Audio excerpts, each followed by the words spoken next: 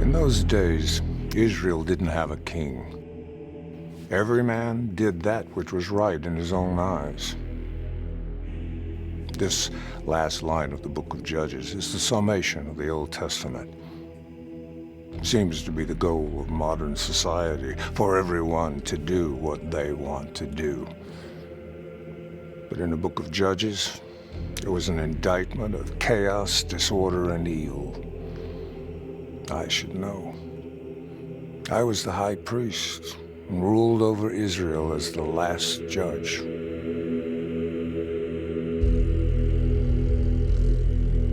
The last pure judge was Eli.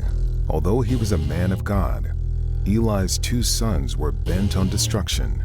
In the end, God dealt with Eli's sons and then transferred Eli's authority to the first of the major prophets, Samuel. I was the last pure judge of Israel. Not pure in the sense of clean or without blame. I was the last judge who wasn't also a prophet.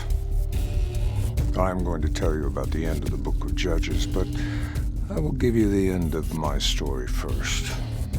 My family and I will be such a disaster that the people of Israel will demand that God give them a new type of leadership. After my death, the leaders of Israel will be prophets and kings, not judges. Samuel will be the first prophet of this new era beyond the judges, and Saul will be the first king. Here's a quick recap of how the Israelites got to my time. More than 300 years before me, Moses led the Israelites out of Egypt. After wandering in the wilderness for 40 years, Moses led them to the shores of the land promised to Abraham. Under the leadership of Joshua, the Israelites entered the promised land and conquered most of it. The 12 tribes of Israel took possession of the lands allotted to each one of them. Upon Joshua's death, God appointed people as judges to lead the Israelites. The Israelites never completely conquered the peoples of the Promised Land, so these unconquered people and surrounding countries proved to be a constant trouble to the Israelites from a security standpoint. And the Israelites continually succumbed to following the gods of these other nations. The book of Judges is an account of the cycles of the Israelites following God under a judge, turning to false gods, being punished by God, and returning to follow God under the next judge. The book of Judges concludes by illustrating the chaos throughout the country of Israel. In one of the last stories in Judges, a man named Micah took a huge amount of silver from his mother and made some priestly garments and household gods from it.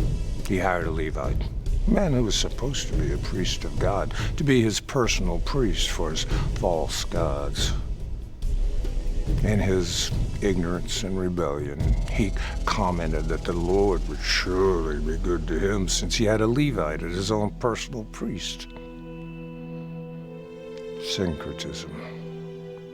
Now, that is a word that modern people don't use much, but perhaps they should. Syncretism. It means an amalgamation or combination of different religions or cultures. That is what Micah was trying to do. He wanted the best of both worlds, worship God and worship false gods. Syncretism. Greeks and Romans were perfectly fine with it. In fact, most religions through time have been fine with it. After all, not many of them want to stake claim to having sole truth. Here's the problem. The God of the Jews hates syncretism. He demands that his followers worship him and him only. He hates all other gods and demands that his followers hate them too. Sound harsh? It is, but it is the crux of the Bible. Love God, love people, hate false gods. Now, since the Israelites weren't yet led by kings, each of the 12 tribes were guided by their tribal elders. The tribe of Dan was in a unique position. They had not conquered the peoples of the lands allotted to them by Joshua, so they were somewhat homeless. The elders chose 5 of them to search the land and find somewhere they could claim as home. 5 spies came to the home of Micah and spent the night. They recognized Micah's priest and asked for his inquiry of God as to whether they would be successful in finding land. He said they would be successful. Sure enough, they found land in Laish that seemed to be good land and easy to conquer. Spies returned home, gathered up 600 armed men. They went to Laish by way of Micah's home. With their superior force, they stole Micah's silver idols, priestly garment, household gods, and priests. Micah and his people protested, but to no avail.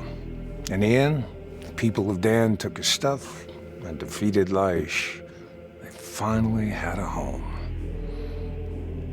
They continued to worship the homemade gods of Micah.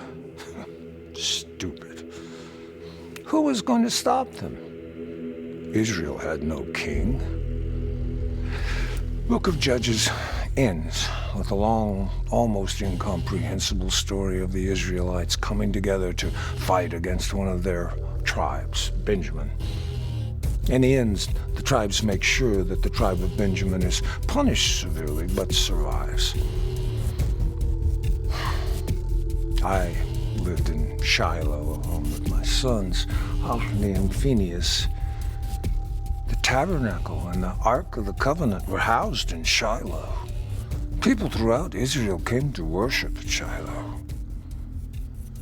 My sons were wicked. No other way to put it. They had no love or regard for God. They stole food from the sacrifices made by the people, even if they had to take it by force. They would sleep with the women who served at the entrance to the tabernacle. So I confronted my sons. I warned them that there's no one who can protect them from their sins against God. I was old. They didn't listen. The Lord would have to take care of it.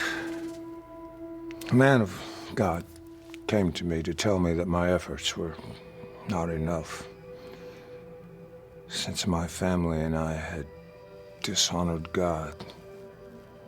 He was going to cut off my family line from being priests. He told me that my 2 sons would die on the same day as a sign.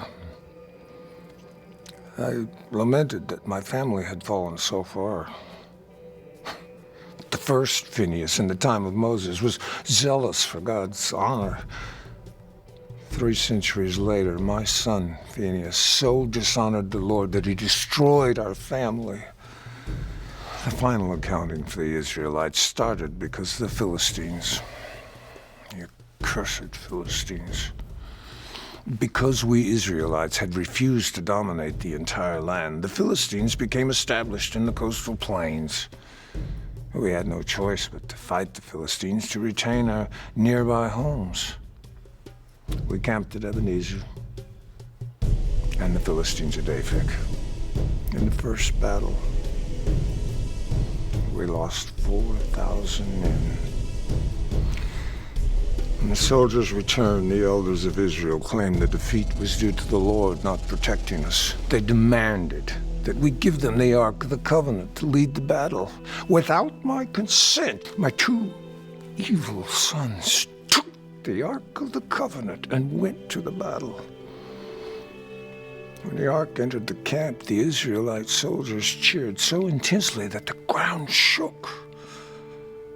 Philistines learned the reason for the noise and went berserk. Well, they knew of God's history of defeating the Egyptians and were terrified they were next.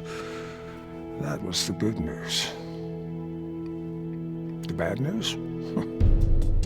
Those terror-stricken Philistines fought even harder. The Israelites were defenseless. Even though they had the Ark of the Covenant, their evil actions had caused God's presence to depart from the Ark. The Philistines crushed the Israelites. 30,000 men died, including both of my sons. They died on the same day, just as the man of God had prophesied.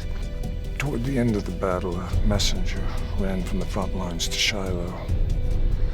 There I was by the side of the road, sitting in my chair, watching and praying. Oh, I feared for the Ark of the Covenant. Messenger ran right past me and into the town. He delivered the bad news. A cry of mourning and fear erupted from the town. I was 98 years old, overweight, nearly blind. Messenger saw me and he took pity. I was trembling with fear and must have been pitiable. What happened? I asked. After a long hesitation, he finally answered. Israel fled from the Philistines after suffering great losses. Your 2 sons are dead. The Philistines have captured the Ark of God. At the mention of the Ark, I fell backward in my chair and broke my neck. I died. The era of judges of Israel died with me. The transition of Israel to a kingdom began that day. The era of the judges lasted about 3 centuries. God gave us chance after chance to dominate the land and follow his commandments. We Israelites were willing to follow God for short periods of time, but never fully committed our hearts and lives to him.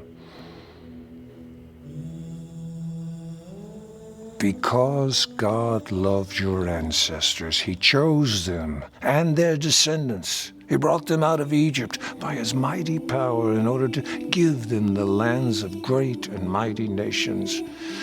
Know this day and keep it in your heart, that the Lord is God in heaven above and upon the earth below, and there is none other. You shall keep his statutes and commandments, that it may go well with you and your children after you, and that you may live long upon the earth. We never did follow those words of Moses. We were never willing to keep God's statutes and commandments. We kept God from giving us the promised land that he so desperately wanted to give us. Now that I'm dead, the time of the judges has ended. The era of prophets and kings will follow me. They must do that which is right in their own eyes. They must do better about being God's people. They must.